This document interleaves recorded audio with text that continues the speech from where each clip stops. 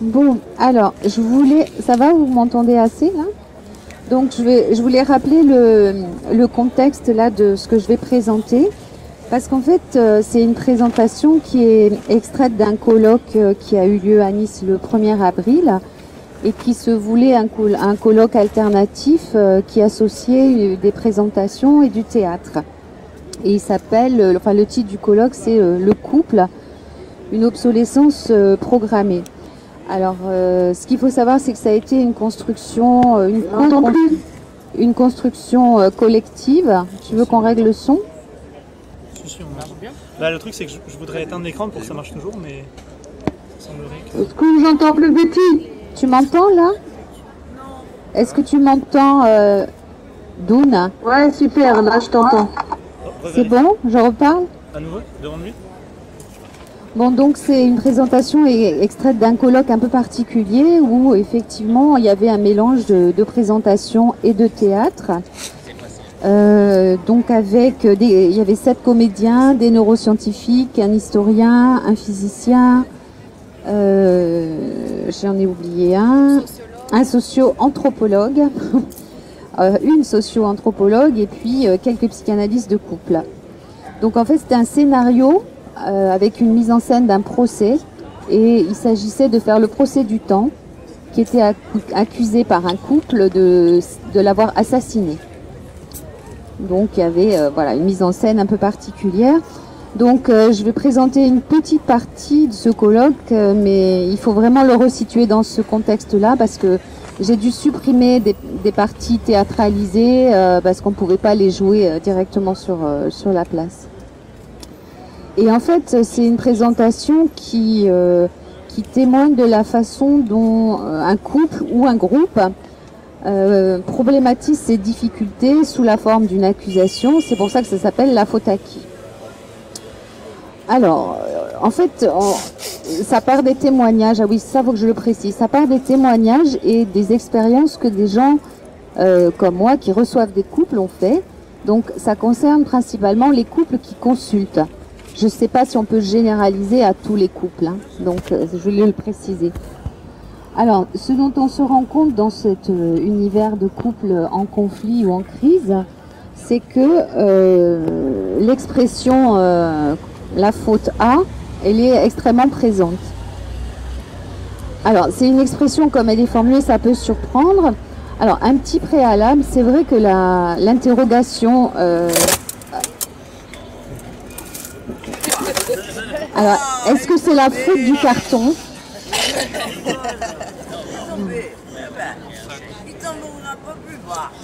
Donc, je voulais dire un petit préalable par rapport à cette histoire de faute à qui, parce que c'est vrai que c'est présenté de façon un peu péjorative, mais il ne faut pas oublier que...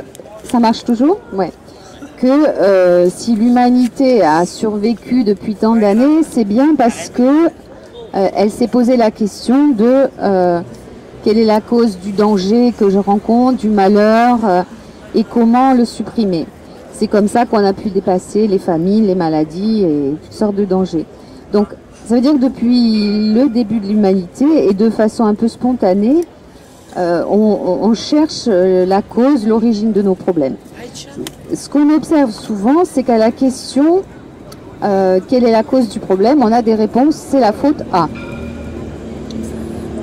Au passage, je vous fais réciter Gavroche. Je suis tombée par terre, c'est la faute à. Le nez dans le ruisseau, c'est la faute à. Bon, ça va, tout le monde connaît ces classiques. Alors, à partir de ce mécanisme-là que moi j'appelle la problématisation, on construit la problématisation, c'est-à-dire la façon de poser un problème. On construit des techniques, des pratiques en référence à des causalités. Alors vous m'arrêtez si c'est chinois ou s'il y a besoin d'un éclaircissement. Alors, dans la sphère conjugale, une petite définition, c'est une pratique d'identification d'un fautif suite à la construction d'une causalité linéaire et accusatrice. Alors, une causalité linéaire, ça consiste à attribuer à un phénomène une seule cause. Il est évident que dans cette logique, quelqu'un peut être accusé d'une faute qui ne lui incombe pas. Alors, on pourrait penser aussi que la faute acquis, c'est une variante du bouc émissaire ou de la notion d'attaque-fuite qu'on trouve chez Bion. Alors Bion, c'est une des personnes qui a travaillé sur les groupes. C'est un anglais. Bon, je vous donnerai des références si ça vous intéresse plus tard. Et en fait, dans le cas du bouc émissaire, il s'agit de conduite où une faute est attribuée de façon erronée pour se protéger d'un danger, mais enfin, pour ce qui concerne les fautes acquis conjugales, ce niveau-là, c'est un premier niveau, parce qu'on s'aperçoit qu'il y a plusieurs niveaux dans la faute acquis en situation de conflit conjugal. Alors, je vais vous poser une petite question, il ne s'agit pas d'être indiscret, mais c'est vraiment pour que vous saisissiez l'histoire. Il y en a peut-être qui vivent en couple ici, ou qui ont vécu en couple. Et il y en a peut-être qui se disputent aussi en couple. Non, il n'y a jamais personne qui se dispute en couple. Oui, ça vous arrive. Bon, vous avez de la chance. Parce que si c'est le cas, vous allez vous reconnaître dans ce que je vais faire comme citation et ce qu'on entend quand des couples s'engueulent. Alors c'est un tout petit peu caricatural, mais bon. On entend des choses comme c'est à cause de toi tout ce qui se passe, oui, c'est toi qui as commencé à boire, à me délaisser, mais non, ça c'est ta faute, non, c'est pas ma faute. Alors c'est la faute à qui? C'est à moi, bien sûr, c'est toujours ma faute. Enfin, on entend fréquemment des choses comme ça. Est-ce que ça vous rappelle des souvenirs? Bon, alors je continue. Et le problème, c'est que quand c'est parti comme ça s'arrête pas, en général. Enfin, si, ça s'arrête, mais ça s'arrête quand il y en a un qui capitule. Et il y en a toujours un qui dit, ouais, c'est toujours moi qui capitule, non, tu rigoles, c'est toujours moi, toi tu veux toujours avoir le dernier mot, tu n'avoueras jamais que c'est ta faute. Alors, tout ça, c'est pour vous présenter ce que j'appelle le deuxième étage de la faute acquis. Le premier étage, alors c'est un peu pédagogique, mais bon... Le premier étage, on attribue une faute. Le deuxième étage, on exerce une contrainte pour que l'accusé se soumette au point de vue de l'accusateur. C'est pas seulement c'est de ta faute, mais je veux que tu reconnaisses que c'est de ta faute. Ce qui est un deuxième étage supplémentaire qui est pas drôle. Hein. Donc, c'est pas seulement une accusation erronée, c'est une pratique qui vise à ce que celui qui est accusé accepte et se soumette à l'accusation. Alors, les juristes disent, dans les procès par exemple, il y a bien une faute de reconnu et le coupable doit bien se soumettre à... Tu me corrigeras, Hervé? Dans le domaine juridique, on considère qu'il y a une faute de reconnu et que le coupable doit se soumettre à la peine. N'est-ce pas? Oui, en fait, c'est pas que dans le droit pénal. Bon. Alors, effectivement, dans un procès, un coupable doit se soumettre à la peine qui lui est infligée, mais... il a toujours le droit de se dire innocent, même s'il est condamné. Et on n'exige pas de lui qu'il approuve sa condamnation. Il n'est pas non plus contraint d'ailleurs d'avouer le délit ou le crime qu'on lui attribue. Contrairement à la faute acquis conjugale, où là, non seulement on est accusé, mais on doit reconnaître qu'on est fautif. Donc ce qui est recherché en fait, c'est l'aveu du partenaire. Donc on a une contrainte qui s'exerce pour que l'autre reconnaisse sa faute ou sa responsabilité ou sa culpabilité, et pour que comme ça, il se soumette à l'autorité du premier. On a deux étages. Le premier, tu es fautif, tais-toi, moi je sais que c'est ta faute. Le deuxième, je veux que tu reconnaisses que tu as tort, que c'est ta faute. Et on entend des choses du genre, tais-toi, c'est moi qui sais mieux que toi, quand on aime, on pense comme moi, c'est moi qui sais mieux que toi, c'est... ce qu'il faut que tu penses. Dans un couple, il y en a un qui fait, l'autre qui réfléchit. Toi, tu fais, je respecte ce que tu fais. Moi, je réfléchis et toi, tu es libre de penser comme moi. C'est pas beau, ça. T'es libre de penser comme moi. Mais ça s'entend, hein, c'est sérieux. Hein. Alors, ce type d'échange, en fait, pour moi, ça me permet d'aborder ce que j'appelle le troisième étage de la faute acquis. C'est ce qu'on appelle dans nos jargons l'étage du rappel aux codes conjugaux. Je reprends l'idée du procès, de la faute reconnue, du coupable qui doit se soumettre à la peine. Et en fait, il y a procès parce que les codes de la vie en commun ont été transgressés. en général, hein, en gros, ou qu'ils n'ont pas été respectés.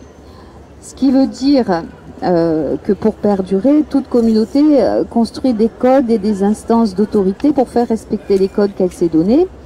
Et on pourrait dire que les disputes conjugales où se pose la question de la faute à qui sont un équivalent de procès. En fait, les codes de la vie conjugale n'ont pas été respectés. On recherche un coupable pour lui faire avouer sa faute, reconnaître ses torts. Et en général, on ajoute une peine, un travail d'intérêt conjugal. Non, c'est une blague. Mais c'est pas faux, hein, j'y reviens après. Donc, ce qu'il faut, c'est qu'en fait, on considère que le couple est une communauté et qui développe des codes de fonctionnement, des instances d'autorité. En fait, les conjoints sélectionnent dans leur couple un ensemble de codes en fonction des valeurs qu'ils projettent sur le lien conjugal. En général, ils se répartissent des champs d'autorité légitimes, mais de façon généralement implicite, voire inconsciente. Je ne sais pas si ça vous dit quelque chose, ça. Enfin, je ne veux pas tout le temps solliciter votre expérience conjugale, mais c'est le fait que, par exemple, dans un couple, c'est institué que, je sais pas, il y en a un qui décide de quand est-ce qu'il faut descendre la poubelle, de combien de fois on va manger chez les beaux-parents, ou du rythme des relations sexuelles, enfin je sais pas, hein, tout ce qui peut se passer dans les vies. En général, il y a une distribution comme ça de celui qui fait autorité sur tel et tel aspect de la vie conjugale. Donc, et ça leur paraît légitime surtout. C'est pas interrogé, c'est quelque chose qui n'est pas forcément conscientisé. Bon, ça peut être sur les tâches domestiques, sur l'éducation des enfants, sur l'explication du monde ou d'autres choses. Et ce qui se passe, c'est qu'en fait, cette répartition des autorités qui sont considérées comme légitimes, elles n'apparaissent à la conscience que s'il y a des perturbations. Donc on les repère quand ça ne marche pas. Et donc cette faute à qui, elle témoigne simplement du fait qu'il y a une contestation ou une transgression de l'ordre établi entre les conjoints. Elle s'exprime par les tais-toi, là tu en faute, t'as tort. Pour notre couple, c'est moi qui sais ce qui est bien, ce qui n'est pas bien, ce qu'il doit faire, ce bien. Modifie ton comportement pour respecter les codes qui ont été institués. Et là, il s'agit, comme je disais tout à l'heure, d'une forme de rappel pour que le conjoint, entre guillemets, dissident, respecte les codes en vigueur et s'incline devant les valeurs conjugales qui sont pensées comme partagées. Et donc les disputes seraient considérées comme des rappels à l'ordre conjugal. Alors c'est des questions ça, mais on peut se demander pourquoi avouer une faute c'est si important. Peut-être parce qu'en avouant sa défaillance, son erreur ou sa faute, le conjoint il prête de nouveau allégeance au code institué et aux valeurs qui sont projetées sur la communauté conjugale. Alors, prêter allégeance au code institué, est-ce que vous voulez que je m'arrête pour des questions ou est-ce que je... Ouais, vas-y. Je voulais savoir si à un moment donné, dans un couple, il n'y avait pas des choses à mettre sur la table, même si c'est dans l'ordre du fautif ou pas fautif, de quelque chose qui ne va pas, mettre ça sur la table pour justement en discuter et que ça soit constructif pour résoudre le problème justement.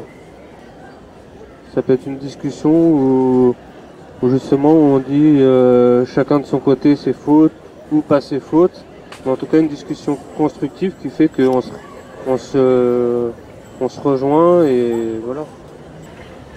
Il y avait une demande de parole? Oui. Plutôt pour lui... Tu veux lui répondre? Oui, bah, je te laisse répondre parce que moi j'ai l'impression que la réponse est dans la question. Mais... J'ai l'impression que c'est comme ça que se construit le code conjugal dont vous parlez. C'est aussi quand il y a quand une des deux personnes a l'impression que l'autre a transgressé le code, qu'il va y avoir peut-être une dispute, puis une discussion et que le code va se remoduler éventuellement. Ouais, c'est l'idée qui m'est venue comme ça. Mais... C'est évident que les discussions, elles sont toujours et elles sont nécessaires et constructives et c'est une bonne option. Hein. Après, les codes, juste un petit mot, c'est pas forcément comme on a un code civil, un code pénal, ce sont pas des codes explicites qui sont justement, c'est parce qu'ils sont pas explicites qu'à certains moments ça pose problème. C'est que tout le monde a priori, ils pensent qu'ils sont évidents. Donc, ça pose pas de problème tant que ça paraît évident à tout le monde. Ça en pose quand on s'aperçoit que c'est peut-être pas si évident que ça. Une petite question qui est peut-être en forme de remarque, peut-être que aussi poser les problèmes sur la table, c'est peut-être aussi le meilleur moyen pour qu'ils y restent aussi. Je dis juste un truc, si vous voulez la parole, c'est Thierry qui la donne, donc faites des signes vers lui qu'il les voit. Alors, ça tombe bien qu'on ait fait un petit break, parce que en fait, la suite, c'est une constatation. Alors, peut-être vous ne serez pas d'accord, mais en fait, prêter allégeance à des codes institués, aux valeurs d'une communauté conjugale, c'est pas l'apanage du couple.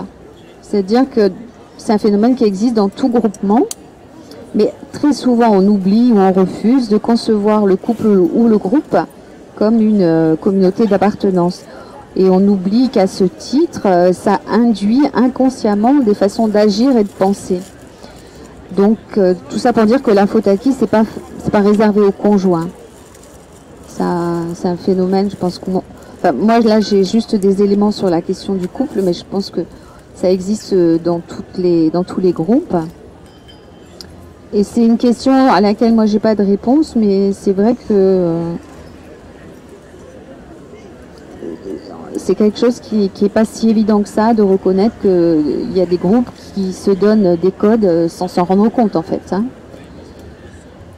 Alors, après, c'est une question peut-être un peu plus technique pour ce qui concerne la difficulté qu'on peut avoir en tant que praticien si on essaye d'aider des couples. C'est-à-dire que si on est en position de vouloir essayer d'aider les gens qui sont dans cette situation.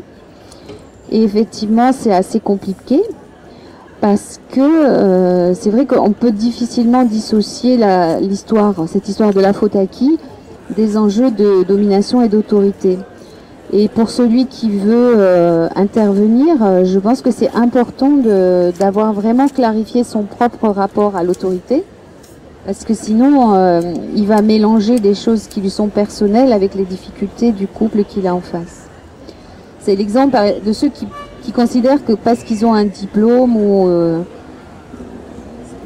ils ont forcément une autorité légitime, parce que à partir de cette place d'autorité, ils peuvent fixer des indications, des cadres ou donner des conseils, mais il faut se poser la question de comment les personnes qui demandent de l'aide, ils vont réagir face à quelqu'un qui veut leur donner des indications d'autorité ou qui va lui-même considérer que dans la situation, c'est la faute de l'un, c'est la faute de l'autre. Celui qui va être accusé comme étant le fautif, il va réagir en se révoltant contre cette position autoritaire qui n'est pas légitime. Donc le diplôme, la fonction, tout ça, ça suffit pas à légitimer une position autoritaire dans ce cadre-là, en tout cas.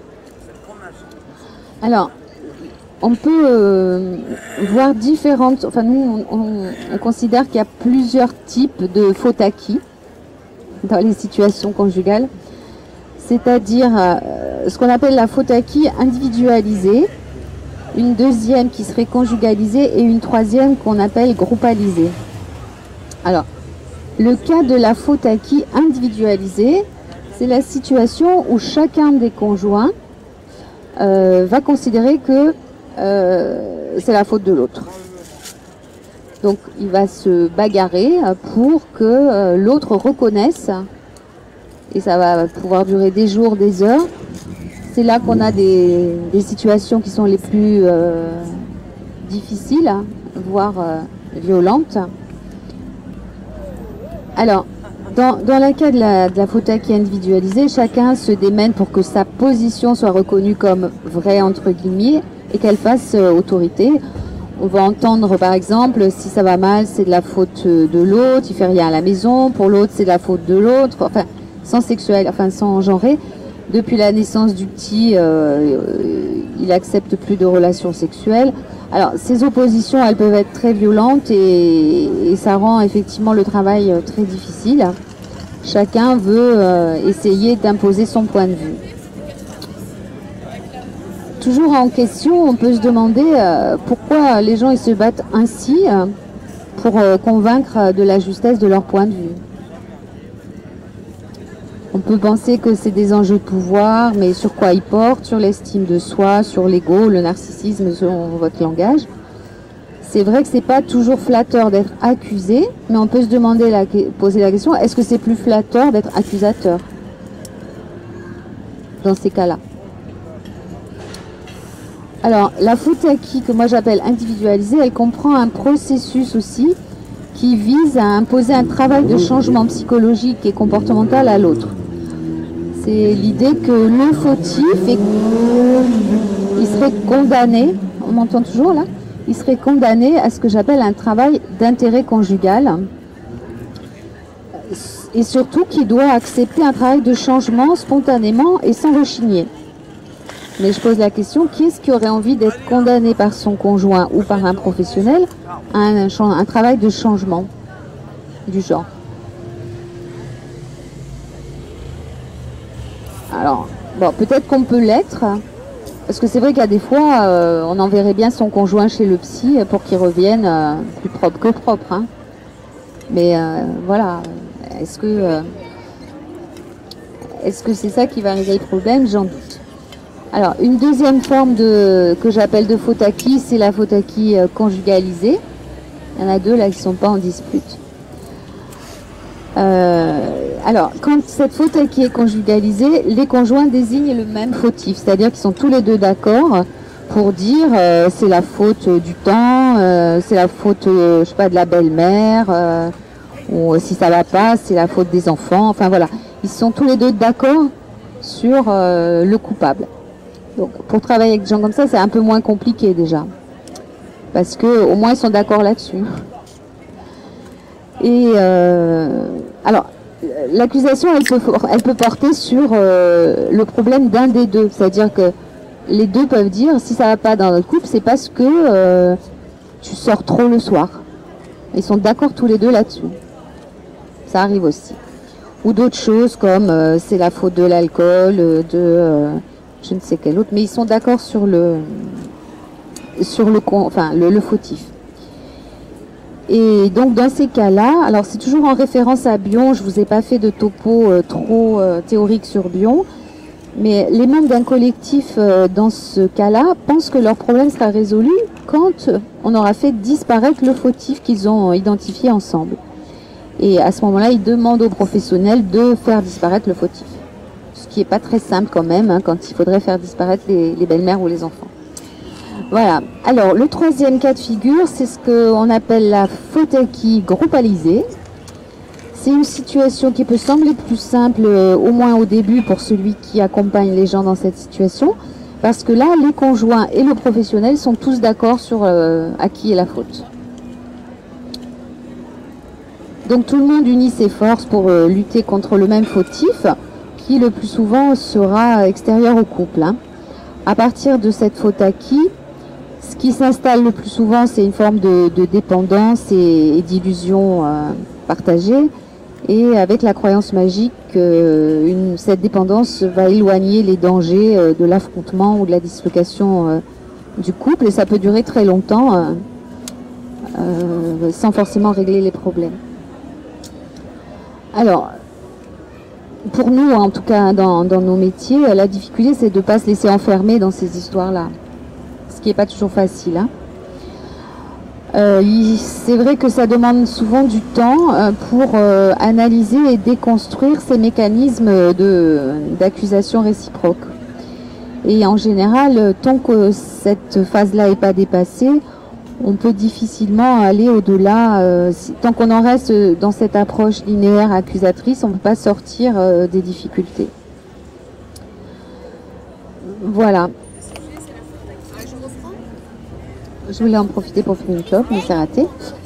Alors, j'ai pratiquement terminé là. Hein. Donc, on est parti de cette phrase courante dans la sphère juridique ou sociale où il est question de faute et de l'endosser. Mais en fait, je vais conclure par une question, quoi. Pourquoi il faudrait toujours attribuer une faute? pourquoi on construit des causalités linéaires, accusatrices. Pourquoi l'autorité, le pouvoir sont-ils nécessaires et en même temps cause de tant de difficultés?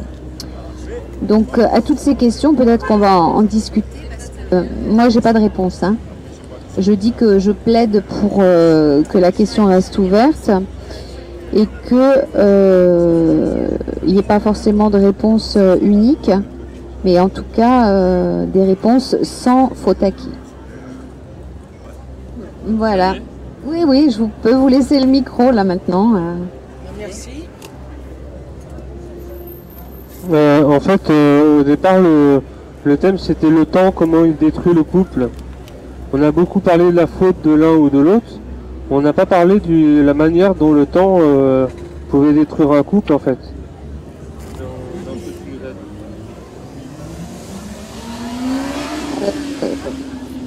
Ouais, j'ai fait le choix de ne pas reprendre les questions liées au temps parce que ça représenterait une présentation d'ensemble de la journée.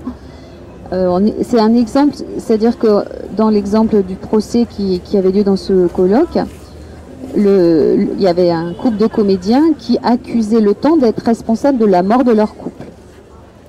Donc, et le temps était joué par un personnage, un comédien aussi. Et c'est vrai qu'il faut toute la journée pour... Alors, il y a eu des éclairages sur le temps d'un point de vue scientifique, physique. Il y a eu des apports de la neuroscience, de l'histoire sur la question du temps et du couple. Mais là, je ne pouvais pas tout reprendre. Si ça vous intéresse, c'est vrai que c'est possible d'avoir les actes complets, hein, mais je ne veux pas faire une pub non plus. Et... alors, juste pour répondre à Mathieu, ça va peut-être te décevoir, mais la conclusion du procès, c'est que le temps n'était pas coupable. Alors, un moment, oui, t'avais dit que la règle... on essaie de traiter des sujets, oui. T'avais dit que il y avait un code conjugal dans le couple qui était implicite. Et du coup, mais qu'est-ce que tu conseilles, toi? De le rendre explicite, c'est ça? C'est une question ouverte. Toi et vous tous d'ailleurs. Je voudrais juste faire un petit rapprochement. À Nuit debout, justement, on était... donc à un moment, tu as dit couple et groupe. À Nuit debout, donc on est un groupe. Et pendant longtemps, on n'avait pas d'explicitation de notre manière de fonctionner, et puis on a essayé de l'expliciter un petit peu. On a installé, d'abord on a installé des AG, où on a commencé à parler, etc., des problèmes internes, et essayer d'établir une structuration, etc., et de plus en plus on essaie d'expliciter. Est-ce que ça irait dans le même sens que dans le couple, on pourrait faire une espèce d'explicitation de ce genre-là, des rapports conjugaux implicites? J'essaie de lancer des pistes, hein. Et le sentiment amoureux aussi, ce serait la faute à quoi? À la perte du sentiment amoureux, enfin bref, la libido, mais surtout le sentiment amoureux, il me semble qu'il est un peu absent de l'analyse. Peut-être. Moi je pense pas, parce que ils se séparent pas. Donc il y a quand même une raison, ils veulent essayer de résoudre le problème qui existe, ou les problèmes. Mais ils restent ensemble, donc il y a quand même un sentiment normalement assez fort qui persiste.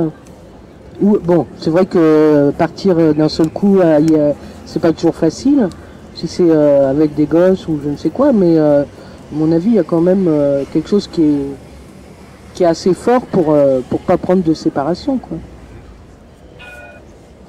Et je pense que j'ai tendance aussi à penser que l'amour c'est quelque chose qu'on subit plutôt que quelque chose qu'on choisit, alors que la vie en couple, c'est quelque chose qui nécessite justement une certaine organisation du quotidien, surtout si on vit ensemble. C'est pas toujours le cas dans le couple d'ailleurs, mais une certaine organisation de l'implication respective de chacun, même à plusieurs. C'est pas forcément aussi, à mon avis, un couple... Enfin, quand on pense à un couple, c'est pas forcément deux personnes. Je pense que ça peut être aussi plusieurs. Un trouble où... Eh oui. Mais après, en fin du compte, je pense que ce qui entre en jeu, c'est d'être en écoute des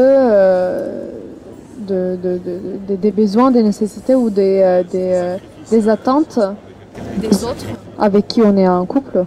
Et de peut-être que explicitation, dans ce cas, ça rejoint aussi, ça sort aussi la question de l'explicitation. Fait sortir la question de la seule question amoureux ou le contexte amoureux d'un couple et qui le fait élargir justement aussi dans le groupe pour mettre sur la table dès le départ peut-être, en commençant dès le départ parce qu'on peut pas mettre tout sur la table et puis maintenir les critères ou les besoins comme ça en tant que tel figés, fixés dans le temps alors qu'on continue à évoluer. Peut-être que l'explicitation en ce sens c'est quelque chose qui se fait quotidiennement et toujours et c'est une attitude peut-être plutôt que un moyen de communication, c'est peut-être une attitude qui peut s'appliquer effectivement à groupe. C'est aussi que nous on considère le couple de façon un peu particulière. C'est-à-dire qu'il peut y avoir des couples sans amour et de l'amour sans couple. Donc le sentiment amoureux, c'est une autre question. Et on sait pas, chacun va avoir sa définition de ce que c'est que l'amour, hein, donc on va difficilement pouvoir. Bon, puis c'était pas prévu que je l'aborde, c'était plus le phénomène couple et puis le parallèle avec le groupe que j'avais envie d'aborder. Après, l'explicitation, comme le disait Aïcha, c'est sûr que si on se parle pour se dire les choses et qu'on se met d'accord et pour moi c'est plus un peu, c'est de l'ordre un peu plus de la négociation, des choses qui sont explicitées parce qu'elles sont conscientes. Les mécanismes de code là dont je parlais, ils sont pas conscients. Donc quelque chose qui est pas conscient, ça paraît difficile de l'expliciter comme ça facilement. Si on se rend pas compte de quelque chose, je vois pas comment on peut l'expliciter, tu vois. Et je pense que c'est des phénomènes comme ça qui parfois dépassent ou débordent les couples ou les groupes et qui les mettent en difficulté. C'est pas forcément des choses qui sont au niveau de la réalité. Ça peut être dans les fantasmes des gens. Et les fantasmes, ils sont pas toujours explicites. Ils peuvent varier. Et quand dans les mécanismes de couple ou de groupe, il y a comme, ce qu'on appelle, c'est un gros mot, mais bon, ça s'appelle de l'interfantasmatisation. C'est-à-dire que chaque individu va avoir son système de fantasme au sens général fantasme, hein, pas au sens d'un fantasme sexuel, mais un fantasme général sur le couple. C'est-à-dire qu'il va imaginer des tas de choses. Et puis quand les gens se rendent compte, que ce soit en couple ou en groupe, tous ces fantasmes-là vont se mélanger de façon ou s'articuler de façon différente, mais pas consciente. Ça, c'est extrêmement difficile de l'expliciter, d'entrer comme ça. Plus ce que disait Hervé, c'est que quand on met les trucs sur la table, on peut les y laisser.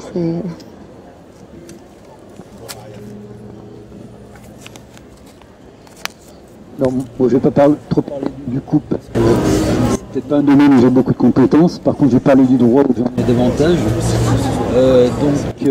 Ce qu'il faut savoir, c'est que dans les temps très reculés, il n'y avait pas une différence aussi affirmée que maintenant entre le droit civil et le droit pénal.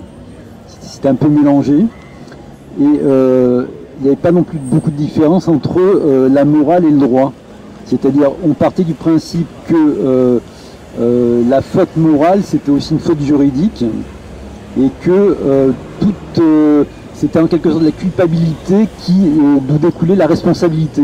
Il n'y avait pas de responsabilité sans culpabilité morale et juridique préalable. Ce qui est plus vraiment le cas aujourd'hui, puisque aujourd'hui, il y a à la fois une responsabilité en cas de faute, mais il y a aussi une responsabilité, ce qu'on appelle la responsabilité sans faute. Il y a des cas de responsabilité objective, quoi. C'est pas forcément une faute qui détermine une responsabilité. Par exemple, je prends un exemple, un accident de la circulation, un piéton il traverse alors que c'est pas lui de traverser, il fait pas attention, il y a un véhicule qui le renverse, et bien ce sera le conducteur du véhicule qui sera responsable, même s'il n'est pas coupable entre guillemets. Il sera civilement responsable uniquement parce que la société a décidé qu'il fallait indemniser le piéton, qui était en quelque sorte la partie faible, et que bon, comme par définition tous les conducteurs de véhicules sont censés être assurés, donc on va dire, on va pas chercher qui est en faute, qui est pas en faute, on va indemniser le piéton, et pour ça on va imputer a priori une responsabilité au conducteur de véhicule sans chercher qui est fautif, qui est pas fautif, on s'en fout quoi, grosso modo. Sauf vraiment des cas manifestes où le piéton s'est jeté volontairement dans une intention suicidaire devant le véhicule. Bon, là, c'est vraiment des cas pathologiques. Donc, ce que je veux dire par là, c'est que il y a d'un côté la responsabilité, il y a de l'autre côté la culpabilité, et souvent, on fait découler la responsabilité de la culpabilité dans les rapports interindividuels. On ne fait pas de séparation entre la culpabilité morale et la responsabilité en termes de réparation ou de correction d'un dysfonctionnement. Ce que je voulais dire aussi, c'est que le fait de poser la question, c'est la faute à qui, notamment dans le cadre d'un couple, mais aussi dans d'autres cadres, ça suppose quand même qu'a priori, les différentes parties qui vont se poser cette question sont quand même dans des relations relativement égalitaires. C'est-à-dire dans des cas très asymétriques, on ne va pas se poser, la partie faible, elle ne va pas pouvoir dire c'est ta faute. Je prends l'exemple, un esclave vis-à-vis de son maître, il ne pourra pas dire, si le maître dit c'est ta faute, il ne pourra pas dire non c'est ta faute. Et de la même manière, on va dire un salarié par rapport à un patron, il pourra difficilement dire, si le patron lui dit que c'est sa faute, il pourra difficilement lui répondre non, c'est ta faute à toi. Il y a des relations, on va dire, institutionnellement asymétriques où les différentes parties ne pourront pas se rejeter la faute l'un sur l'autre.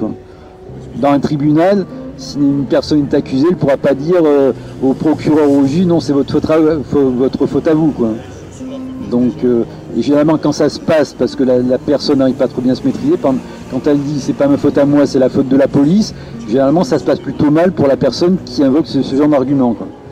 Donc voilà, c'était pour dire, se poser la question, la faute à qui, à mon avis, ça suppose que on part du principe, même si c'est faussé, hein, si c'est pas la réalité, que les différentes parties dans cette interaction interindividuelle vont être quand même dans des relations relativement égalitaires, même si c'est un peu, en termes de règles du jeu, même si c'est un peu faussé dans les faits. Mais quand même, la base, c'est quand même de présumer qu'il y a quand même une relation relativement égalitaire au départ qui permet de poser ce type de questions. Voilà, c'est un peu ce que...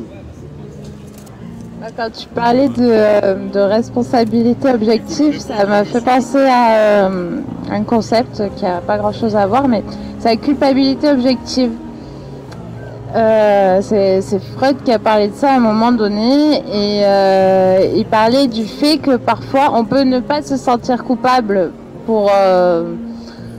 ne pas se sentir coupable consciemment pour un acte ou une pensée qu'on a pu avoir, mais on va tomber dans l'escalier et après, dans l'analyse, on se rend compte qu'il y avait peut-être un lien. Mais ça, c'est une forme de... C'est compliqué de parler de l'inconscient parce que c'est une forme de construction aussi. Donc, voilà. Et sinon, je voulais aussi te répondre... parce que... C'est bon ? Ah, voilà.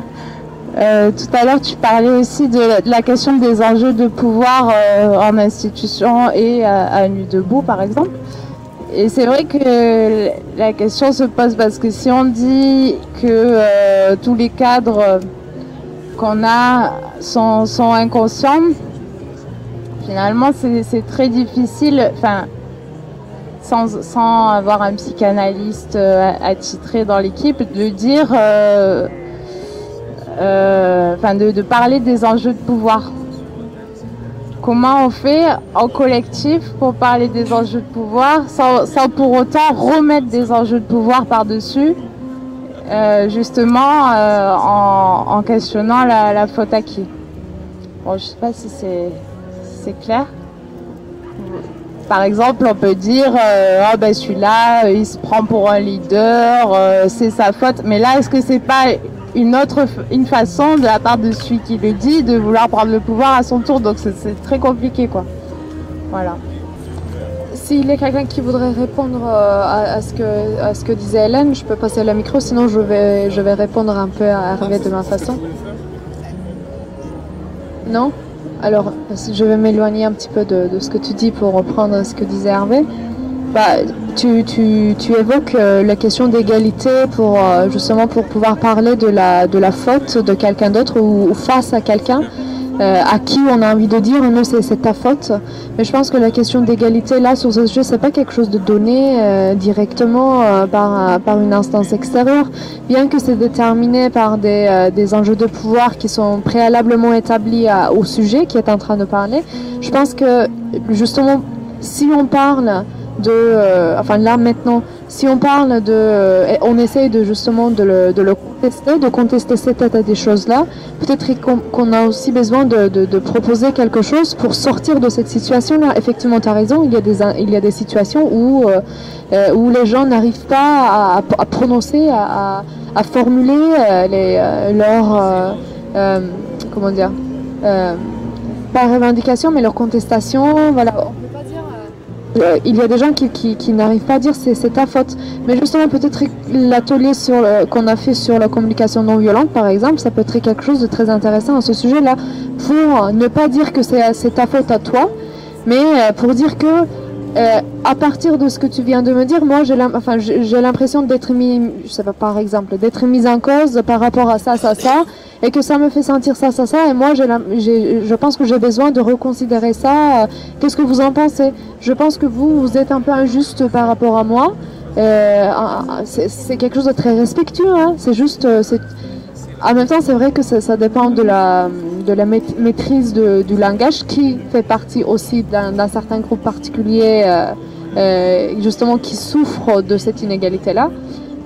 Mais en même temps, si on parle avec un élan de construction, un élan de proposition, peut-être on peut essayer justement, enfin, ce qu'on peut essayer de faire, c'est d'introduire cette manière de dire, non pas directement c'est ta faute, mais en contournant un petit peu le sujet, mais tout en ayant la certitude, au moins la croyance qu'on peut s'exprimer.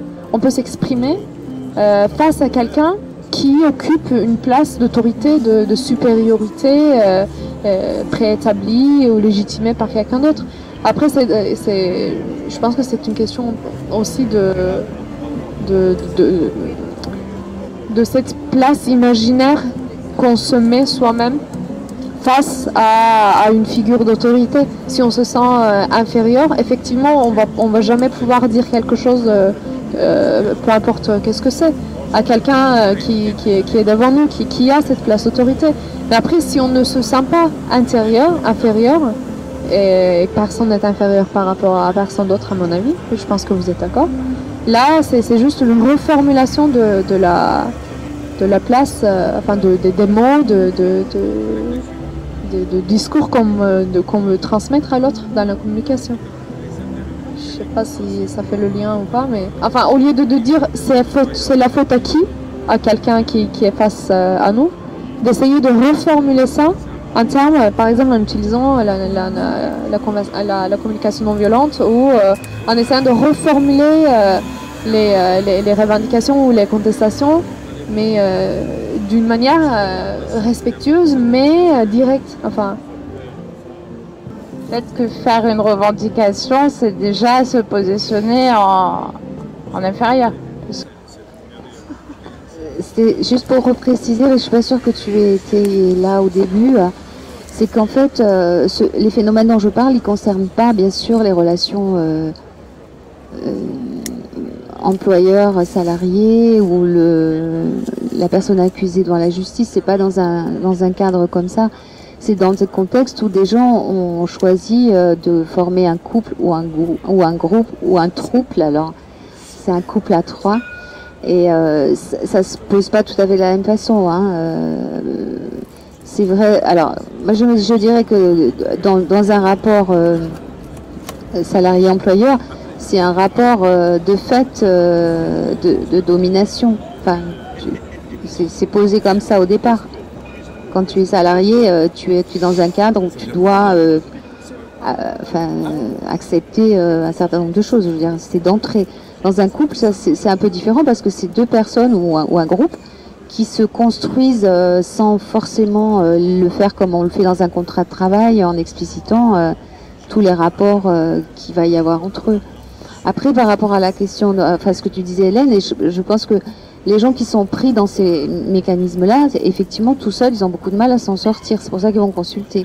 Et dans les groupes, c'est un peu pareil. S'il n'y a pas quelqu'un qui a suffisamment d'extériorité ou de distance, c'est très difficile de travailler, de réfléchir, d'analyser des enjeux de pouvoir. Hein.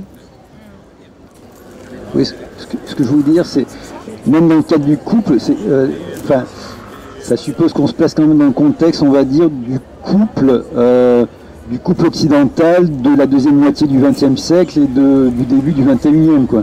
Il y avait des structures de couple, on va dire traditionnelles, très verticales, très autoritaires, où de toute manière, on va dire par définition et par postulat de départ, les femmes étaient soumises au mari, la femme était soumise là où les femmes étaient soumises au mari, on va dire, ainsi que les enfants, et où là il n'y avait pas de discussion possible sur qui était fautif ou pas fautif, quoi.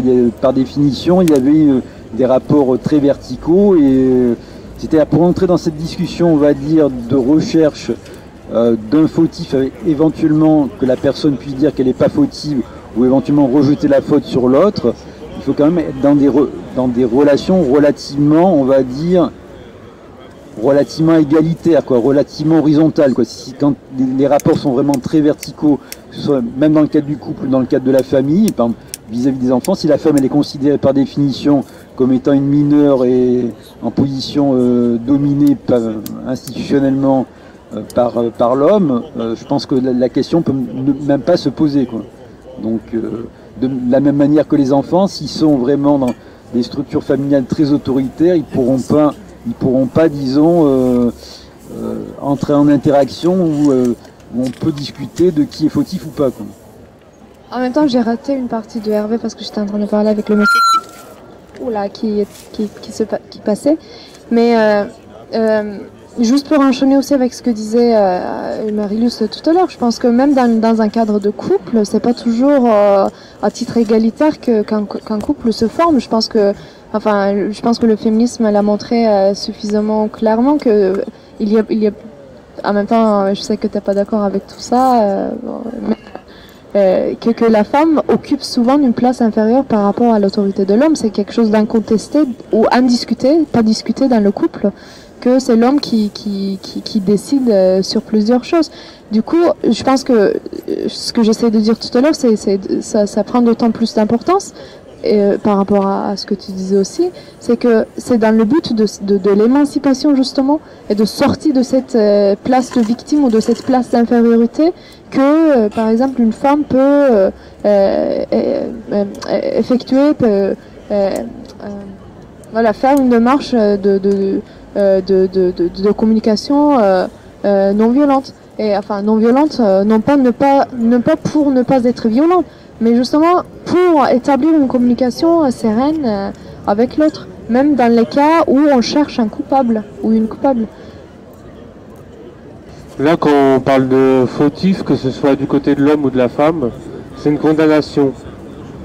Mais est-ce qu'on peut pas amener les choses, par exemple, en disant, il y a telle chose, tu penses pas qu'on pourrait traiter la chose de telle manière pour que ça aille mieux, pense pas qu'on puisse y réfléchir, en discuter, mais sans dire que c'est une faute, quoi.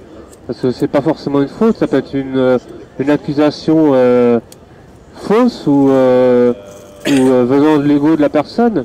Mais si tu poses la question en disant, est-ce que tu penses pas que cette chose-là, on pourrait la gérer de cette manière-là, etc., etc., il y a déjà plus la notion de faute, quoi. C'est vraiment une question de discussion. En fait, quand on fait ça, ça veut dire qu'on veut intervenir tout de suite sur le sujet, mais que ça dure très peu. C'est pas une prise prise de parole c'est pas une prise de parole où on change peut-être pas de sujet parce qu'on reste dans le même sujet, mais quand même enfin voilà. Donc, en fait, qu'est-ce que je dois faire moi après? Et ben en fait, si quelqu'un te fait ça, il passe avant même s'il y en a qui ont demandé la parole, mais il faut que ce soit très rapide, c'est réponse rapide. Il faut vraiment que ce soit un truc très rapide. Et comme j'ai oublié ce que je voulais répondre rapidement, je repasse la parole à qui? J'avais encore deux points à aborder du point de vue d'une institution et du point de vue d'un couple. La question qui m'est venue du point de vue d'une institution, je me suis dit finalement des enjeux de pouvoir, il y en a toujours, et peut-être que la question c'est pas de les éliminer, mais c'est de faire en sorte que le pouvoir circule, que ça soit pas toujours la même personne qui ait le pouvoir. Mais après, il faut voir où on place le pouvoir. Qu'est-ce qu'on définit quand on dit, comment on définit le pouvoir. Et parfois, je me disais qu'il pouvait y avoir aussi le pouvoir du dominé. Et c'est compliqué de parler de ça quand on est de gauche ou quand on essaye d'aller vers bref. En tout cas, je pense que il y a aussi une forme de il peut y avoir une forme de jouissance dans le fait de revendiquer, de dire c'est toi qui as le pouvoir. Finalement, c'est encore une façon de chercher la faute à qui. Et c'est une façon de vouloir prendre le pouvoir, mais en se laissant dominer. Je sais pas si... Voilà, donc ça peut se questionner au niveau d'un couple ou d'un groupe. Voilà.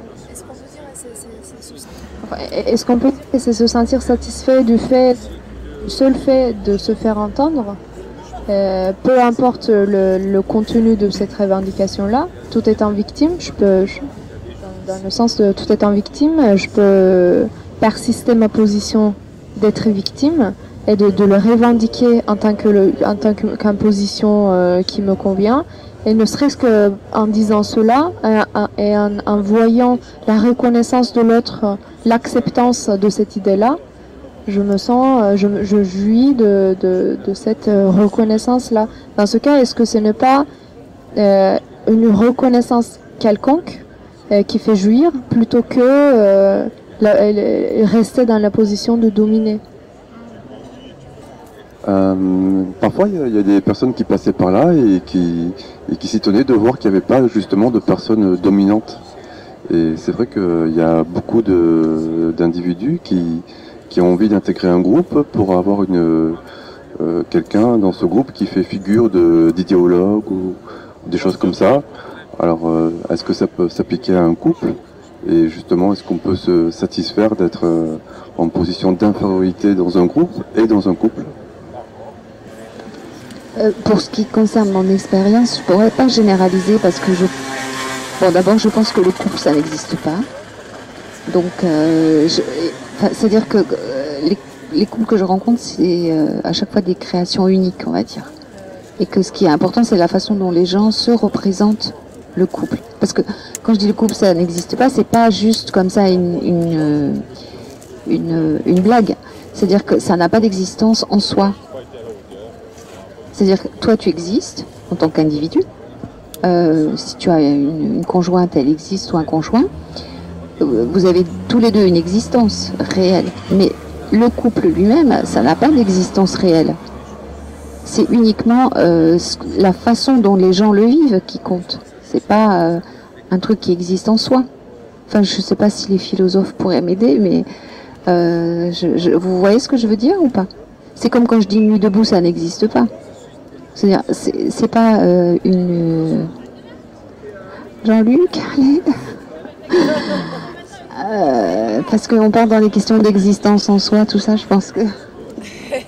Si tu veux, je te réponds, mais enfin, je te réponds que je ne peux pas te répondre parce qu'il n'y a pas de consensus là-dessus parmi les philosophes. Il y en a qui considèrent que n'existent que les entités individuelles, d'autres que n'existent que les collectifs à un certain niveau, d'autres qu'existent à la fois les entités individuelles et les collectifs. Donc il n'y a pas de réponse définitive, c'est à chacun de se faire la sienne, à chacune et à chacun de se faire la sienne.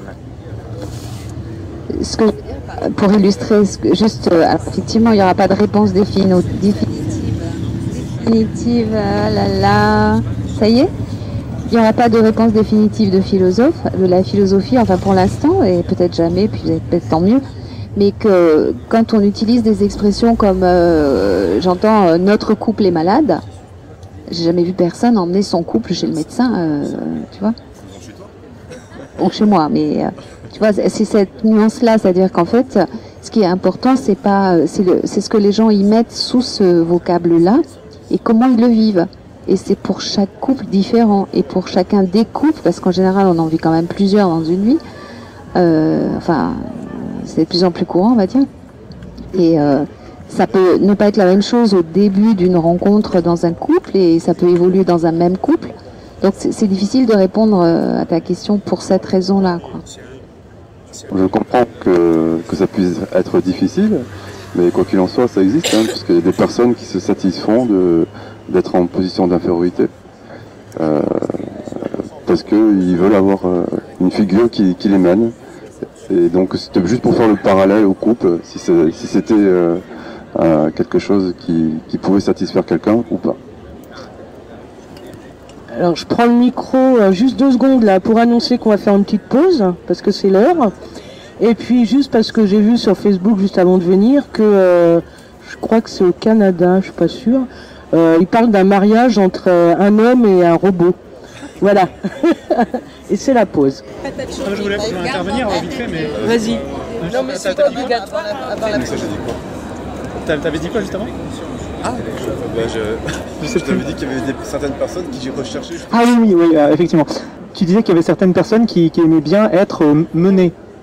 Voilà, menées, et en donnant l'idée que si on est mené, on est dans une position d'infériorité. Mais on peut très bien être mené d'une certaine manière, et puis d'une autre manière, revendiquer le fait que la personne qui nous mène ne nous mène pas assez bien, que c'est sa faute, que machin et tout. On peut avoir sur différentes choses, sur différents types de choses au sein d'un couple, au sein d'un groupe,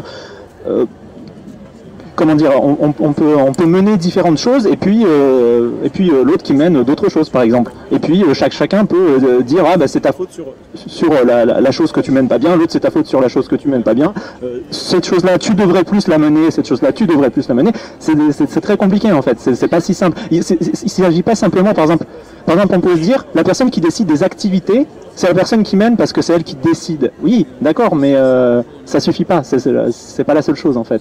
Il y a des tas de trucs qu'on peut décider, mener, reprocher, etc. Peut-être Marie-Lise pourrait en dire plus, hein, mais moi il me semble que c'est très compliqué. C'est-à-dire que ce que j'essayais d'expliquer tout à l'heure, c'est que il y a des autorités légitimes dans les groupes ou dans les couples, et où c'est reconnu comme légitime qu'un tel soit en position d'autorité ou de domination, on va dire, si vous préférez. Je crois que c'est pas la même chose, mais bon, pour un certain nombre de points, et puis l'autre va l'être sur l'autre, et puis les gens ils trouvent un équilibre comme ça, et ça leur convient. Le seul problème, c'est quand ça convient plus, et que ces légitimités, ces autorités légitimes, elles ne le sont plus, ou elles sont remises en cause. Et effectivement, par rapport à la question de la position de victime, ce qui circulait un peu tout à l'heure, c'est l'idée qu'il y a des personnes qui peuvent se satisfaire, entre guillemets, on peut s'interroger là-dessus, d'être dans cette position de dominé ou de victime. Et qui, enfin, il y a une forme de bénéfice à être dans une position de victime. On formule comme ça. Après, c'est comme dans une comptabilité, il y a un équilibre à trouver c'est pareil pour le couple, hein, entre les inconvénients et les avantages, entre les bénéfices et le reste, et c'est un équilibre parfois très complexe. Ouais, bah ouais, je me salue à tout le monde, content de vous retrouver, c'est cool. Donc la faute à qui dans le couple? En fait, oui, je dis ironiquement la faute à l'autre, bien sûr, parce que c'est ce que, en fait, on a plus ou moins toutes et tous tendance à penser quand on est sur le moment chaud d'un affect, voilà, donc dans une engueulade. Mais après, avec du recul, en fait, on se dit ah bah tiens, finalement, j'ai au moins une partie des torts, voilà. Et ouais, et je le sais par expérience personnelle, enfin on l'a tous et tous vécu, je pense. Et donc en fait ça s'appelle se remettre en question, et dans un groupe c'est pareil. Et quand on écoute nos affects, on a tendance à être parfois même violent psychologiquement. Et donc il faut quand je pense qu'il y a certains moments où ça m'est arrivé dernièrement dans un groupe. Quand on est dans l'affect, c'est pas le moment, pas le bon moment de discuter. Des fois, il faut attendre que ça retombe.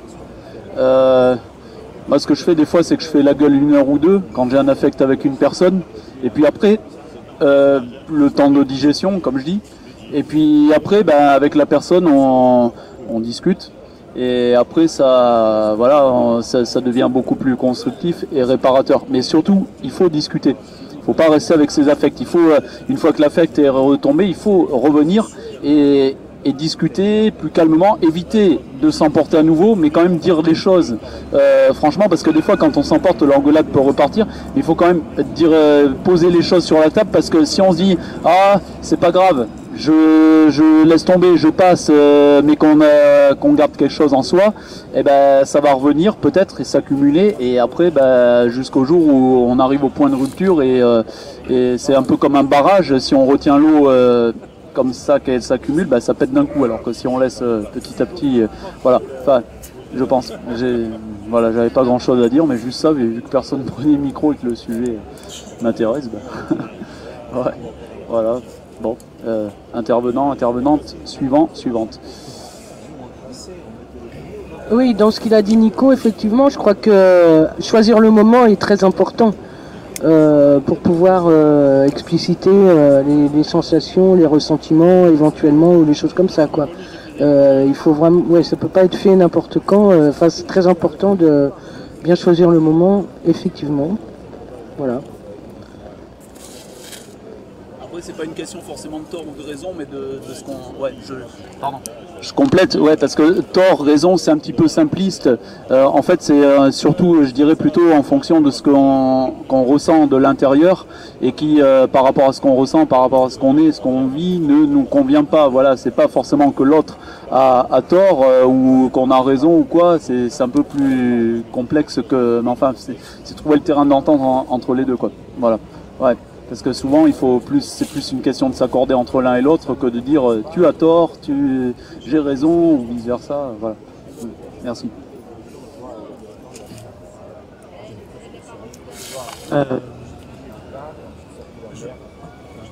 Peut-être, ouais. Je me demandais si ce serait pas une bonne idée d'avoir un. Je sais pas, que tu disais le moment est important, donc ça veut dire il faut pas que ce soit au moment d'une dispute, par exemple.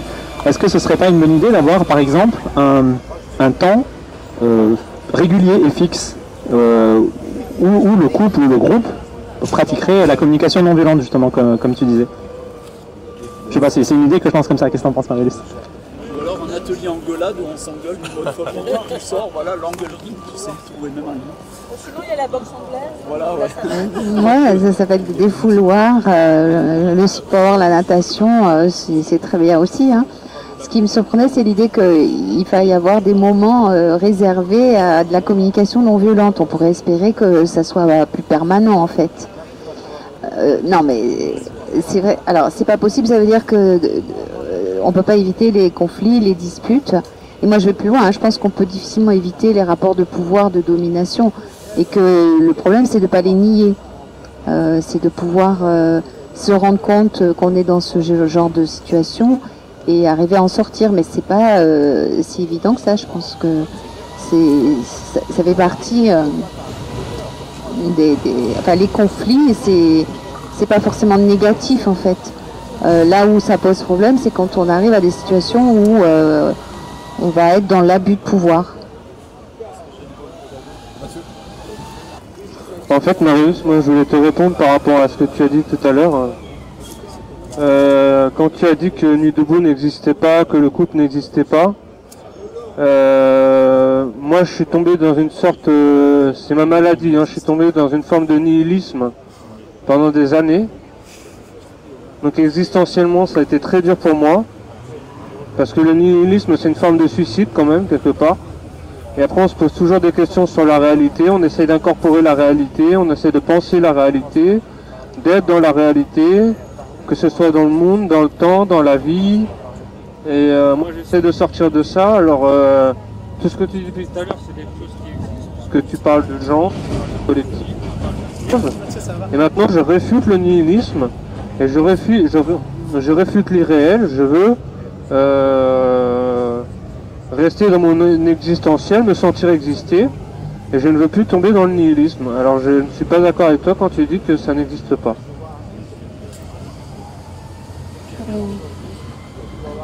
Enfin, pour moi, c'est pas du tout la même chose le nihilisme et dire que un couple c'est une représentation, c'est-à-dire que ça correspond à des images, ça a une existence, mais peut-être d'un autre ordre.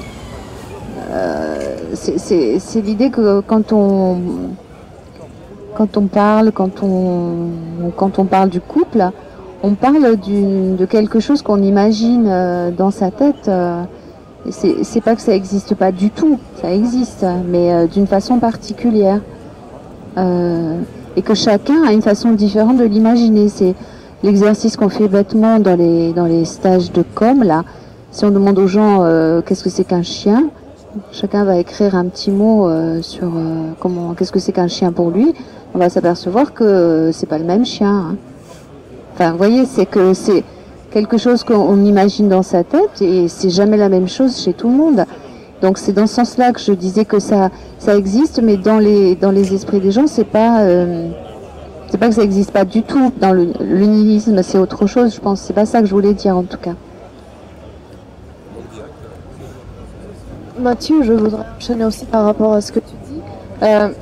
Je crois comprendre quand tu dis existentiellement tu trouves ta raison, enfin ta raison d'être, tu te réalises à travers justement ton appartenance peut-être à Nuit debout et que tu te trouves épanoui justement à travers cette identité attachée à la politique, à un mouvement social qui est politique pour toi et qui fait que tu deviennes aussi politique, aussi parallèlement à tes convictions, à toi.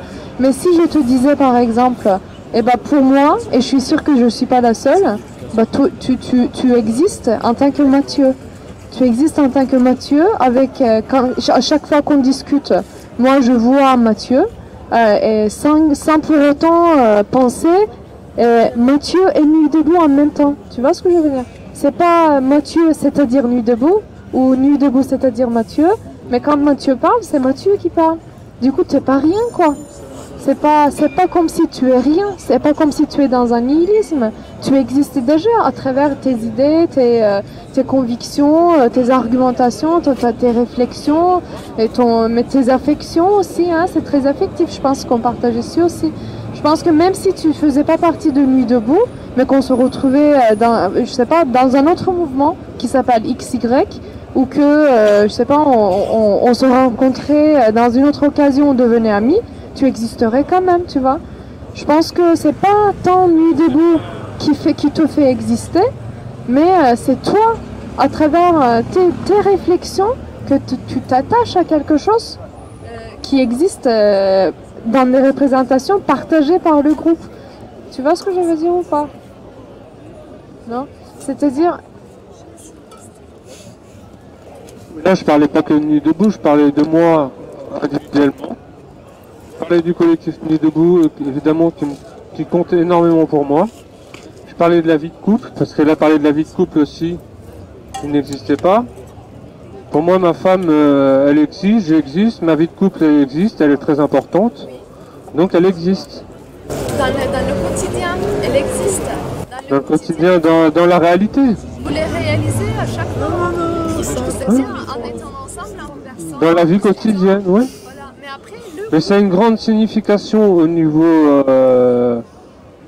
psychologique, c'est une grande signification au niveau affectif. c'est comme une référence. Ouais, moi j'ai besoin de références, ouais. Ouais, j'ai besoin de références. Et quand je te dis que je suis tombé dans ce truc-là, vraiment, j'étais... Enfin, j'étais dans un doute permanent. Et ça, c'est pendant des années, et ça, c'est super dur à vivre, quoi. Parce qu'à un moment donné, faut arriver à s'intégrer, il faut arriver à percevoir les choses comme existantes et ne pas douter en permanence de soi, de son existence, de l'existence des autres, de l'existence d'un collectif, de l'existence de sa vie en appartement, dans la vie, dans le monde, dans le temps. Tu vois ce que je veux dire? Est-ce que tu cherches la certitude plutôt que la certitude? Si tu veux, en fait, je suis construit. Et pendant très longtemps, j'ai été déconstruit. Et j'ai mis des années à me reconstruire. Et ça, je ne veux plus. Je veux rester existant et je veux rester construit, structuré. Et c'est pour ça d'ailleurs que je vais faire un travail sur moi. Voilà. Mais je réfute le fait que ça n'existe pas. Voilà.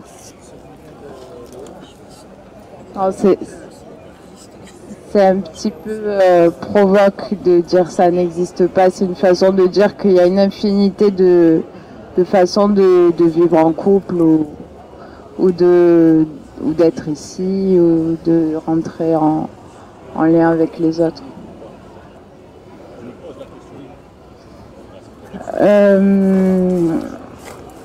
J'ai oublié ce que je voulais dire. Bon. Quand tu te sens exister, tu te poses pas des tas de questions existentielles, t'es pas obligé de travailler sur toi-même pour exister, tu existes, tu te sens exister, ça paraît naturel, et donc tu te sens en sécurité. Juste pour te répondre, si à aucun moment il y avait de vacillement dans ce sentiment d'exister, on n'aurait même pas inventé le mot exister. On pourrait même pas parler de l'existence, tu vois.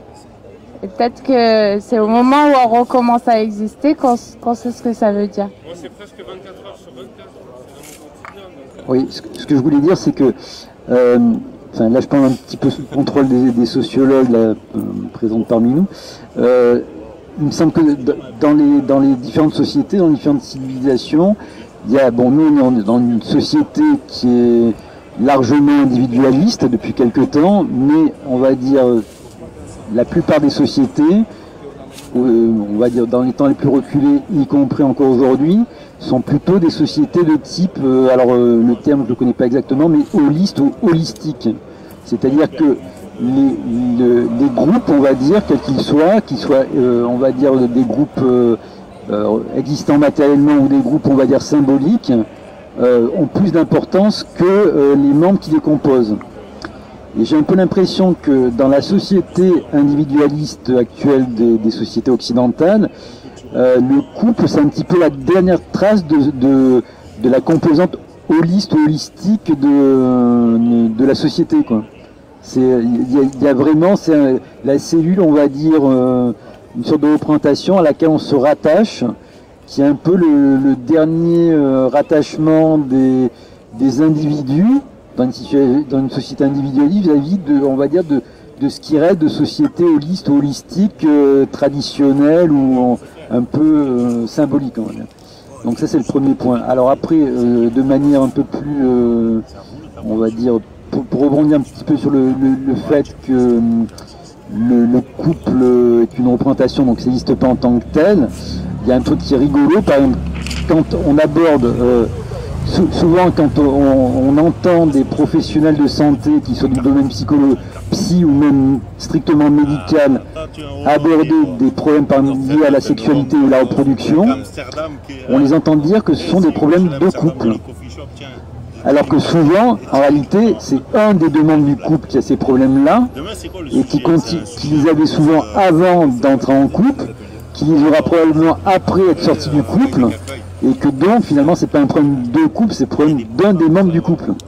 Que ce soit un problème au niveau masculin, un problème d'impuissance, d'éjaculation précoce ou au niveau féminin, un problème d'orgasme, souvent c'est des problèmes qui existaient avant la constitution du couple, qui existeront peut-être après le couple, et qui en réalité concernent l'individu en tant que tel. Et problème d'infertilité, pareil, quoi. Souvent c'est un problème qui peut concerner ça peut concerner deux effectivement, mais souvent ça concerne un des membres du couple. Et souvent de rejeter le problème en tant que problème de couple, c'est un peu imputer une part, alors je dirais pas de culpabilité, mais de responsabilité aux deux membres mutuellement, alors qu'en réalité, en faisant complètement abstraction des problèmes de culpabilité ou de responsabilité, souvent c'est le problème d'une personne au sein du couple.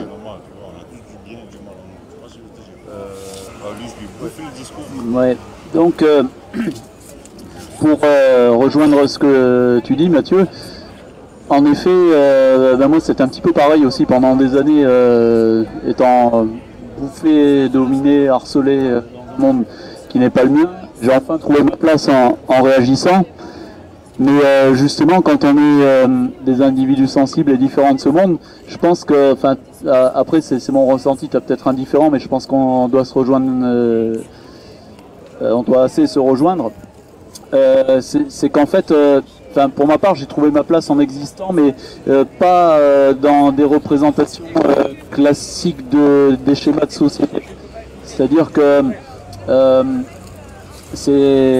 la société, en fait, elle impose, elle nous formate des choses, y compris dans les couples. On doit appartenir l'un à l'autre, c'est la possessivité, c'est de l'un de l'autre, enfin ça, voilà, je sais pas, c'est un peu complexe à expliquer. Il y a des schémas de société qui, dans le couple comme dans tout le reste, qui rentrent en ligne de compte et donc qui formatent les individus et qui empêchent les individus d'être pleinement eux-mêmes, si tu vois ce que je veux dire. Et donc du coup, en fait, il faut se construire par rapport, je dirais pas il faut, moi je me suis construit par rapport à ce que je suis moi-même et justement, si on tombe dans certains schémas, on peut être dans une forme de nihilisme, comme tu disais, de soi. Voilà. Est-ce que c'est clair ce que je dis ouais. Quand Echa tout à l'heure elle disait que j'ai besoin d'une intégration dans un collectif. Je veux dire, par exemple, là, depuis quelques temps, j'ai suivi énormément d'ateliers, j'ai fait mes interventions par la parole, j'en ai mené quelques-uns. Là, il y a l'atelier Convergence des luttes qui va arriver. J'ai écrit un article. Je me suis dit, j'emmène mon domaine d'écriture au niveau politique, parce que je suis un militant aussi. Et j'ai pris tous les contacts pour pouvoir les envoyer à tout le monde et faire ces ateliers. Et ça donne un sens à ma vie. J'ai besoin d'avoir ça m'épanouit et ça me donne un sens à ma vie. Si j'avais pas ce genre de truc-là, tu vois ce que je veux dire? Je voulais juste revenir, mais je sais plus où en arrière, par rapport à la question. On n'entend pas? Individu, groupe, je pense que un individu, un être humain, il peut pas vivre sans appartenir à un groupe. Et qu'on est en permanence en train de... Ça n'existe pas un individu tout seul. Donc on est en permanence à appartenir à plusieurs groupes, pas au sens de la propriété, hein, mais au sens que appartenir à un groupe, on peut pas vivre sans ça en fait. Alors avec plus ou moins de facilité ou difficulté, mais on est tout le temps dans ces... Enfin, je pense pas qu'il faille opposer l'individuel et le collectif, mais c'est une dialectique permanente en fait. Parce qu'on se construit avec des groupes autour de nous, on existe en tant qu'individu, mais on est en permanence dans des choses qui circulent à ces niveaux-là. Et je sais que je partage la position selon laquelle on est aujourd'hui dans des positions extrêmement individualistes et que j'apprécie pas beaucoup. Dans l'univers européen ou d'autres univers aujourd'hui, et que ça fait aussi partie, je crois, des enjeux dans les mouvements comme Debout, de revisiter cette question du rapport entre l'individuel et le collectif, hein, parce que humainement, ça n'existe pas un individu comme ça. Après, par rapport à la question de, enfin, je suis pas sûre d'avoir bien compris, mais c'est vrai que dans un couple, il peut y avoir un des deux membres qui a un problème, et c'est effectivement un problème individuel. Là où on rentre dans quelque chose de différent, c'est quand le problème individuel devient le problème du couple. Et c'est là qu'en général, les professionnels, enfin à mon niveau, on intervient. C'est pas la même approche. C'est même si c'est un problème individuel de fertilité ou autre, ou de sexualité, à partir du moment où ça devient un problème pour les deux, ça devient un problème du couple. C'est aussi pour ça qu'ils l'abordent ensemble.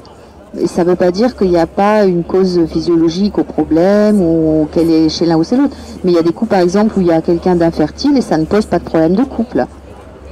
Voilà, ceux-là, moi, je les rencontre pas.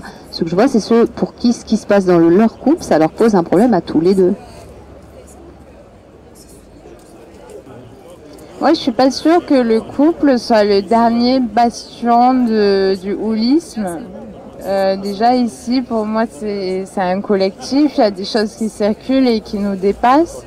Tout à l'heure, on était en train de discuter, voilà, des questions qui se posaient aujourd'hui. Ça peut se poser au niveau des couples, des individus qui sont ici. Ça peut se poser au niveau du groupe. Ça peut se poser pour chacun dans l'entreprise ou l'institution où il travaille. Et on vient avec tout ça. Et quand on rentre chez soi du travail, on est encore un peu aliéné par notre travail. Et quand on repart au travail, on est encore un peu aliéné par notre couple. Donc je crois qu'il y en a encore des bastions du holisme ou du collectif. Et heureusement, parce que je serais un peu de l'avis aussi que ça à défendre. Il faut pas commencer à... Enfin, si on commence à dire que les problèmes de couple sont des problèmes individuels, on en vient à la faute à qui, justement. Et sur la fertilité aussi, j'ai un exemple. En fait, mon copain a été adopté et sa mère adoptive, qui se croyait infertile, a eu des enfants quelques temps après, alors que toutes les analyses biologiques disaient qu'elle était infertile et qu'elle n'aurait jamais d'enfants. Donc après la distinction entre le corps, ce qui se passe dans un couple, ce qui se passe dans la tête, enfin, j'ai l'impression qu'on est trop... on est dans une époque où on a trop tendance à vouloir séquencer, mettre les choses dans des cases, justement dans des logiques individuelles, si on peut appeler ça comme ça. Voilà.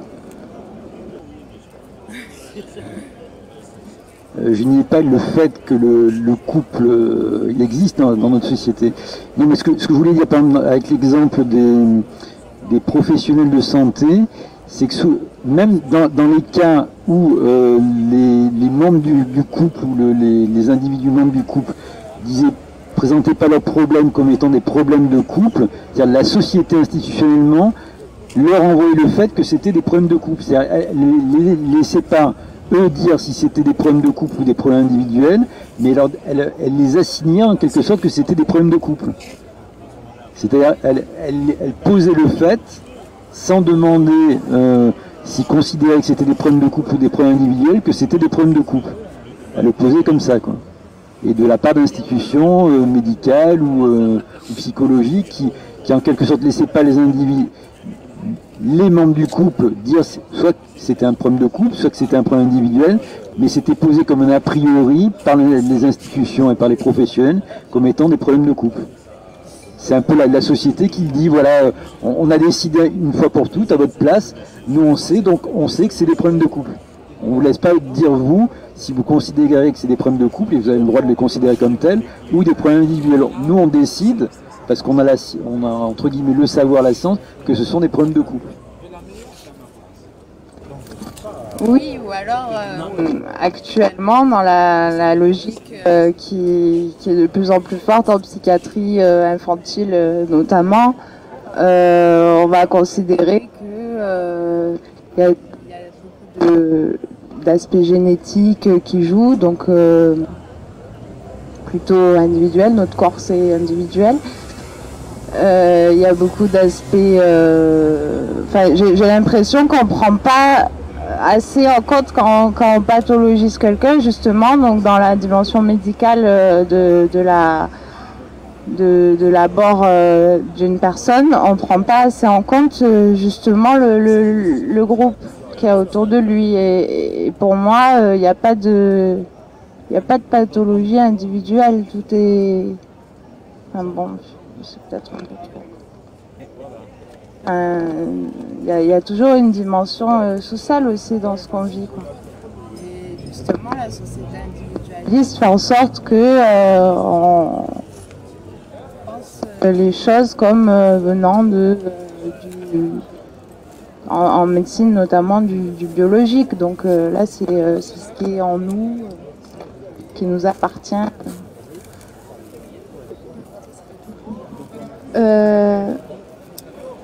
Ce que je comprends, ou si je veux comprendre peut-être de ce que tu dis, Hélène, c'est que peut-être qu'il n'y a pas de pathologie, parce que tout est finalement, si quelque chose fait partie de l'être humain, même si c'est voilà, c'est individuel ou c'est marqué comme étant un problème de couple, ça fait surtout si c'est désigné comme étant quelque chose d'individuel, ça fait partie de cette personne-là. Du coup, il faut apprendre à faire avec et de jouir avec ces ressources-là, sans vraiment essayer de le comment dire, pathologiser, d'essayer de le juger par rapport à quelque chose qu'on considère comme étant normal, ou c'est cette notion de normalité, je pense, elle rentre en jeu. Je pense qu'il y a, je voudrais aussi revenir sur un autre point, ce qui est la conception, ce qui implique, je pense, ce qu'on pense, notre représentation sur la conception du couple. Je pense que c'est justement parce que on prend comme acquis, comme quelque chose de déjà donné, qu'un couple c'est quelque chose d'exclusif entre deux personnes et que c'est en général hétérosexuel, que ouais, c'est parce que quand on parle de couple, c'est souvent quelque chose d'exclusif. On ne met même pas en question le caractère d'exclusivité d'un couple. Je pense que les problèmes, par exemple, le problème conjugal, médical en ce sens, effectivement, ça revient à cette idée qu'un couple, c'est quelque chose d'exclusif qui implique uniquement et seulement deux personnes qui se sentent... sans vouloir tomber dans l'individualisme que tu évoquais, c'est quelque chose d'important que chaque individu prend, comment dire, essaye, peut-être pas prendre, mais essaye de se positionner par rapport à tous les autres, sans vraiment penser que la relation de couple c'est quelque chose d'a priori exclusive et dans des relations qui se déroulent dans les relations d'appartenance. Dans ce cas, les problèmes de couple ça tombe dans l'eau déjà, parce que le couple n'existant pas comme quelque chose, je pense que je rejoins plutôt à Marius sur ce sujet. Comme le couple n'est pas quelque chose qui existe, on m'entend là, ouais. Il faut pas que je bouge. Ok, il faut que je le touche. Ok, je le touche pas.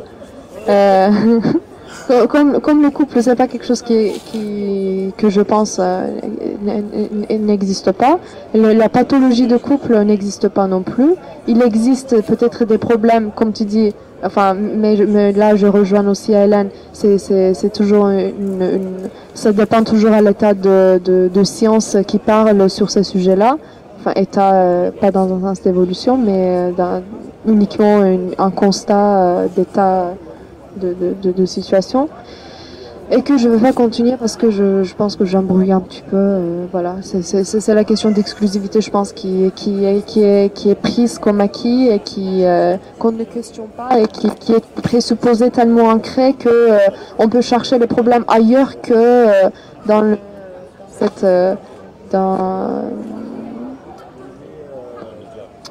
la formation d'un couple. Ou les problèmes qu'on rencontre dans le couple, ou les pathologies identifiées en tant que telles dans le couple, etc.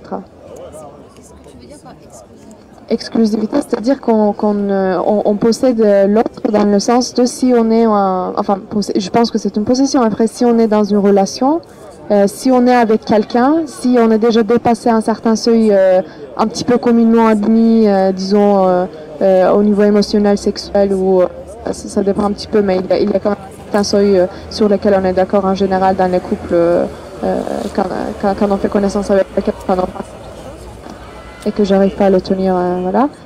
Et c'est comme si en fait une fois qu'on commence une sorte de relation, comme si la relation c'est quelque chose qui commence ou qui a une fin, mais du moment où on nomme un rapport interindividuel en tant que relation de couple, ça devient carrément une sorte d'encadrement qui dépend sur il pleut, qui entre dans la possession et l'appartenance à l'autre ou au couple.